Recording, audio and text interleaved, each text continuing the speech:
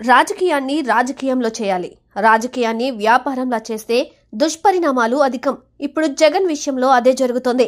జగన్ను తప్పుడు మనిషిగా చిత్రీకరించడంలో అప్పట్లో ఉన్న ప్రతిపక్షం సక్సెస్ అయింది. ఇప్పుడు అదే జగన్ ప్రతిపక్షంలోకి వచ్చిన తర్వాత కూడా అదే తరహా ప్రచారం జరుగుతోంది. అప్పుడు బాధితుడు ఆయనే, ఇప్పుడు కూడా బాధితుడు ఆయనే. ప్రకాశం బ్యారేజ్కి పడవలతో ఢీకొట్టించింది వైసీపీనే. ముంబై నటిని వేధించింది వైసీపీనే.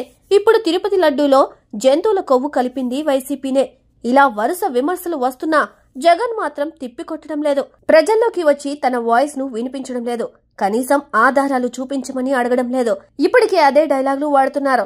అంతా దేవుడు చూసుకుంటాడు అన్నట్టు మాట్లాడుతున్నారు. అయితే జగన్ లో ఎటువంటి మార్పు రాకపోవడంతో వైసీపీ నేతలు తమ దారి తాము చూసుకుంటున్నారు. జగన్ అధికారంలో ఉన్నప్పుడు ఏం చేసినా జరిగిపోయేది. అప్పట్లో ప్రతిపక్షాలను లెక్క చేయలేదు. ప్రజలకు అన్నీ చేస్తున్నాను, అన్నీ ఇస్తున్నాను అంటూ చెప్పుకొచ్చారు. ప్రతిపక్షాల విమర్శలను పరిగణలోకి తీసుకోలేదు. తమకంటూ ఒక ప్రత్యేకమైన ఓటర్లు ఉన్నారని భావి తమను మరోసారి అధికారంలోకి తీసుకొస్తారని భ్రమించారు. అయితే నాడు ప్రతిపక్షాలు జగన్ పై చేసిన ప్రచారం పరాజయానికి కారణమైంది. అయితే ప్రతిపక్షంలోకి వస్తే ప్రశ్నించే తత్వం వస్తుందని అంతా భావిస్తారు. కానీ ఇప్పుడు కూడా వైసీపీయే అధికార పక్షానికి టార్గెట్ అవుతూ ఉండడం విశేషం. ఏపీలో జరిగే ప్రతి ఘటన వెనుక వైసీపీ హస్తం ఉందని అధికార పక్షం ఆరోపిస్తోంది. అది ప్రజల్లోకి బలంగా వెళుతోంది. దీనిని తిప్పికొట్టాల్సిన జగన్ నోరు మెదపడం లేదు. గట్టిగా కౌంటర్ ఇవ్వడం లేదు. సాక్షిలో ఫ్యాక్ట్ చెక్ పేరిట ఒక కథనంతో సరిపెడతారు. ఎవరో తెలియని వైసీపీ అధికార ప్రతినిధితో మాట్లాడించి మమా అనిపించేస్తారు. అంతకు మించి ఖండన ఉండడం లేదు.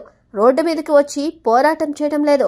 మీరు చెబుతున్నది తప్పు అని చెప్పడం లేదు. దీంతో జగన్ అనే వ్యక్తి మంచివాడు కాదని ప్రచారం చేయడంలో ప్రత్యర్థులు సక్సెస్ అవుతున్నారు. అప్పుడు ఇప్పుడు జగన్ దేవుడిని నమ్ముకొని ఉన్నట్టున్నారు.